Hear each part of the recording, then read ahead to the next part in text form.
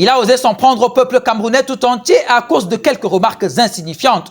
Il s'en est pris au légendaire continent dans une étroitesse d'esprit qu'on reconnaît comme étant le propre des demeurés sans éducation. Non, mais quel affront! Restez scotchés car dans cette vidéo, nous allons lui montrer de quel bois on se chauffe au Cameroun. Nous allons lui en faire baver.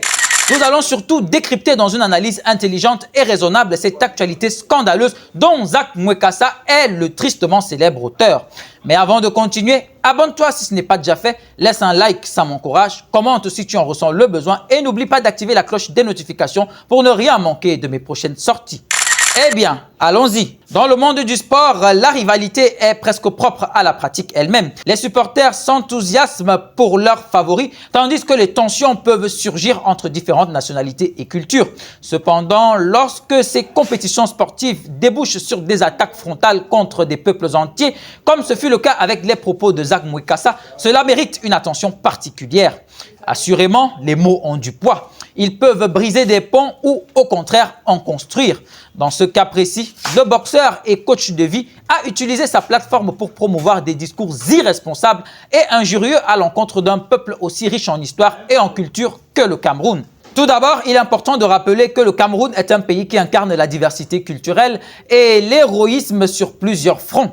Connue sous le nom d'Afrique en miniature, cette nation regroupe une multitude de groupes ethniques, plus de 250, dont chacun possède sa propre langue, coutumes et traditions, même si dans le fond, il y a de grandes similarités qui au final les confondent très souvent. Cette richesse est ce qui fait la fierté du Camerounais qui se bat chaque jour pour défendre son héritage, son intégrité et sa place dans le concert des nations, malgré de nombreux défis qui subsistent au niveau de la gouvernance, comme dans chaque pays d'ailleurs. Zak Mwekassa, en stigmatisant le peuple camerounais, ne se contente pas de défendre une position personnelle et totalement subjective, mais se permet en outre une attaque généralisée qui résonne comme une agression contre tout un peuple. Le fait qu'il choisisse de qualifier les Camerounais d'irrespectueux et indirectement d'indigènes, de primitifs et de souffreteux montre à quel point il s'est détaché de la réalité et de la dignité que mérite chaque individu, peu importe son origine. De tels commentaires ne font qu'enflammer des rivalités inutiles et rendent difficile la coexistence pacifique entre peuples. Mwekassa semble avoir oublié que le sport, au-delà de la compétition, est avant tout un vecteur de solidarité. Au lieu de privilégier les divisions, il devrait encourager dans la grande hauteur d'esprit qu'on pensait qu'il avait le respect et l'honneur que chaque pays, chaque athlète peut apporter au palmarès international. Les rivalités sportives doivent se limiter au terrain, aux rings et au stade. Elles ne devraient jamais se traduire par des attaques personnelles ou des humiliations publiques basées sur des généralités. D'autre part, le soutien à un athlète ne doit pas devenir un motif de discorde. Et là, je condamne l'action des Camerounais qui y sont allés de façon frontale dans cette affaire. Le choix de Mwekassa de soutenir Anthony Joshua lors de son combat contre Francis Ngannou aurait simplement pu être décliné, dit sans la nécessité de rabaisser l'autre camp. Il est possible d'être loyal envers un ami tout en respectant le travail et les réalisations d'un adversaire et c'est ce que Mwekassa a fait. L'adversité est une composante dans le monde du sport, mais cela ne devrait en aucun cas être un prétexte pour inciter à la haine ou à l'irrespect envers les racines culturelles d'un individu ou d'un groupe. Pour en revenir à Mwekassa, le fait qu'il soit africain d'origine congolaise et qu'il s'illustre par tant de haine, d'animosité, d'hostilité et de vulgarité envers un autre peuple africain est particulièrement tragique et ce surtout au vu de la grandeur d'esprit qu'on pensait lui reconnaître, j'insiste là-dessus. Il est impératif que les Africains continuent de lutter pour l'unité et la collaboration entre eux au lieu de perpétuer des stéréotypes dépassés qui ne font que raviver des blessures historiques et des tensions qui franchement ne nous avancent en rien. L'indépendance et le respect mutuel devraient être le fil conducteur de nos interactions, surtout entre nations africaines qui ont souffert ensemble dans le passé et peut-être même encore dans le présent. Il est également important de souligner que le choix des mots de Mwekassa souligne un manque de compréhension de l'importance du dialogue interculturel. Le Cameroun est un pays qui a su se battre pour sa place sur la scène internationale, que ce soit dans le sport, la culture ou d'autres secteurs. Ainsi, traiter les Camerounais de moins que rien, d'illettrés, de sauvages, est non seulement humiliant, mais cela renvoie une image stéréotypée qui est non seulement condamnable, mais également fausse. Les Camerounais ont une longue histoire de résilience et c'est un peuple qui a appris à s'appuyer sur ses valeurs pour avancer malgré les défis. Le fait de dévaloriser ce peuple, d'ignorer ses luttes, ses réussites et de recourir à des analogies avec d'autres luttes qui n'ont rien à voir avec le sport est non seulement déplacé, mais également dangereux.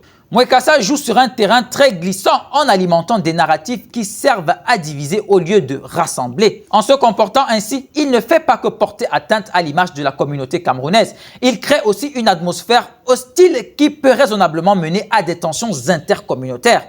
Les univers sportifs doivent être tels qu'ils encouragent la diversité, la coexistence et la célébration des différences. Au-delà du sport, les déclarations de Mwekassa soulèvent des questions sur la manière dont nous percevons et développons notre identité en tant qu'Africains. Chaque nation a ses luttes, ses succès et ses échecs. La nécessité de se soutenir mutuellement est cruciale pour notre développement collectif en tant que continent.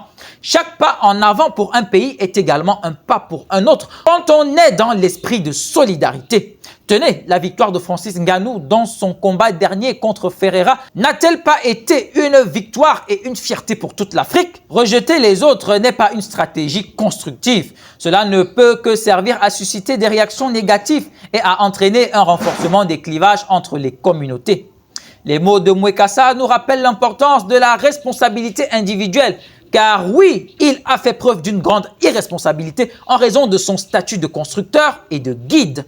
Chacun d'entre nous, quel que soit notre statut, notre profession ou notre origine, a la capacité d'influencer la perception d'un peuple et de le faire de manière positive, dans la vérité et ce, sans dévalorisation. Chose qui est toujours bien plus intéressante que le contraire.